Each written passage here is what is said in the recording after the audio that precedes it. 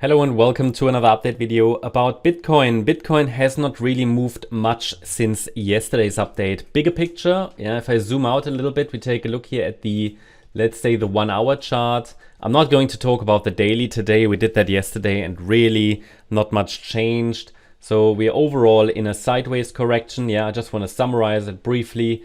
In these sideways corrections, we always have to expect chaotic up and down movement without clear sense of direction. You have to expect corrective movements. We know that there are corrective movements, and that we have to expect changing structures. That's what Elliott Wave tells us, so we have to be on the side of caution.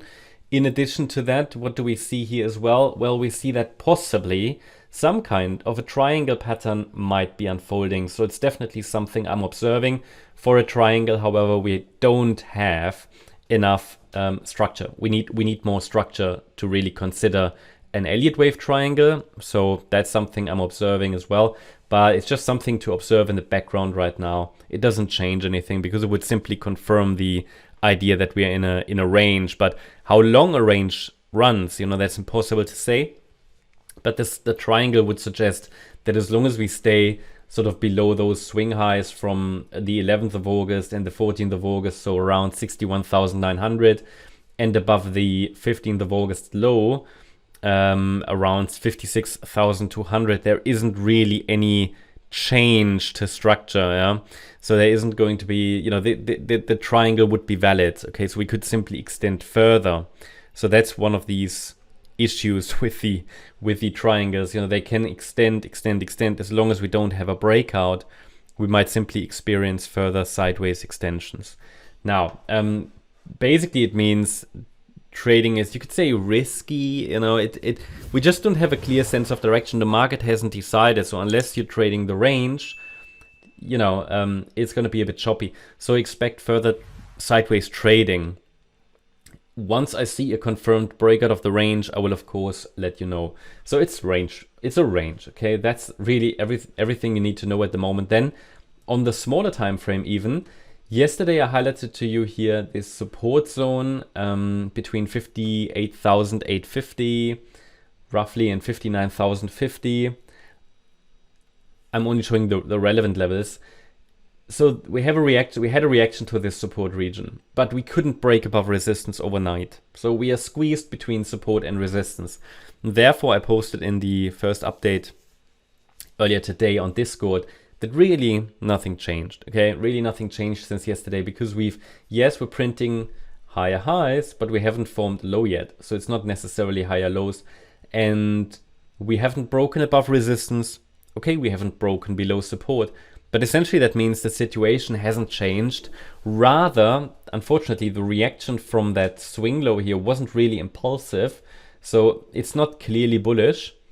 But we haven't broken support. So as long as we stay above that 58,850 low, we can watch the white count. So there was even a possible 1-2 setup, and we could now see the price push higher. But there's not, I'm not very confident in it. We had a break above this trend line in red out of our support zone.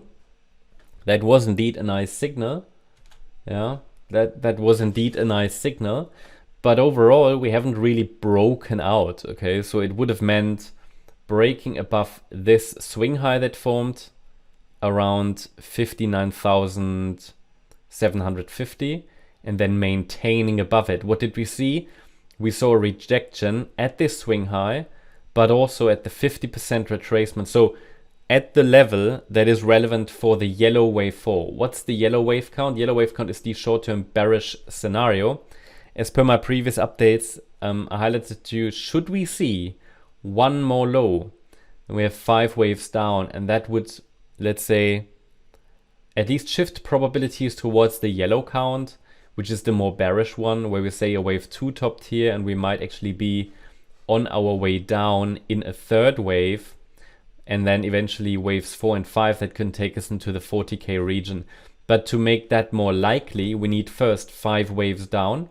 We don't have them yet, and a corrective rally forming a lower high below the Tuesday high, and then also that breakdown should follow. But for now, all we see is 3 waves down again, 3 waves up, which means indecision at best.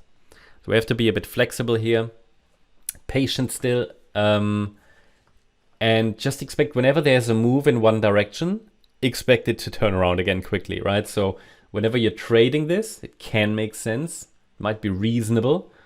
Not telling you to do it, that's up to you, but it can be reasonable to at least be prepared for quick changes in movements. So adjusting stop losses, taking regular profits is key.